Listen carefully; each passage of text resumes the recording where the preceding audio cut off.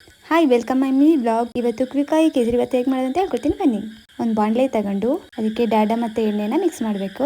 ಕಾದ್ಮೇಲೆ ಸ್ವಲ್ಪ ಎಣ್ಣೆನ ತೆಗೆದಿಟ್ಕೊಂಡು ಬಾಣಲೆಯಲ್ಲಿ ಸ್ವಲ್ಪ ಬಿಟ್ಕೋಬೇಕು. ಇದಕ್ಕೆ ದ್ರಾಕ್ಷಿ ಗೋಡಂಬಿನ ಹಾಕಿ ಹುರಿದು ಒಂದು ಕಪ್ ರವೆ ತಗೊಂಡು ಇದರಲ್ಲೇ ಹುರಿಬೇಕು. ರವೆ ಹುರಿಬೇಕಾದ್ರೆ ಲೋ ಫ್ಲೇಮಲ್ಲೇ ಇರಬೇಕು. ಜಾಸ್ತಿ ಫ್ಲೇಮ್ ಇದ್ದರೆ ಸೀದೋಗುತ್ತೆ. ಅದಕ್ಕೆ ನಿಧಾನವಾಗಿ ಹುರ್ಕೊತಾ ಇದ್ದೀನಿ. ಪೇಷನ್ಸ್ ತುಂಬ ಮುಖ್ಯ. ಇದಕ್ಕೆ ಒಂದು ಬೌಲ್ ಸಕ್ಕರೆ ತೊಗೊಂಡಿದ್ದೀನಿ.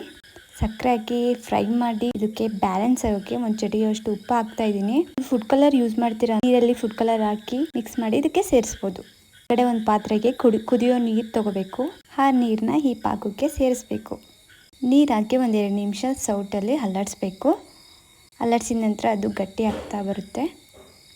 ಸೌಟಲ್ಲಿ ಅಲ್ಲಾಡಿಸ್ತಾ ಗಟ್ಟಿ ಆಗ್ತಾ ಬರುತ್ತೆ. ಕೊನೆಗೆ ನಾವು ಈ ಕಡೆ ಎಣ್ಣೆ ತೆಗೆದಿಟ್ಕೊಂಡಿದ್ವಲ್ಲ, ಆ ಎಣ್ಣೆನ ಬೆರೆಸಿ ಪ್ಲೇಟ್ನ ಮುಚ್ಚಬೇಕು. ಮುಚ್ಚಿ 1-2 ನಿಮಿಷ ಬಿಟ್ಟು ತೆಗೆದ್ರೆ ರೆಡಿ ಆಗುತ್ತೆ ಕೇಸರಿ ಬಾತ್. ತುಂಬ ಚೆನ್ನಾಗಿರುತ್ತೆ. ಟ್ರೈ ಮಾಡಿ. ಬಾಯ್ ಬಾಯ್.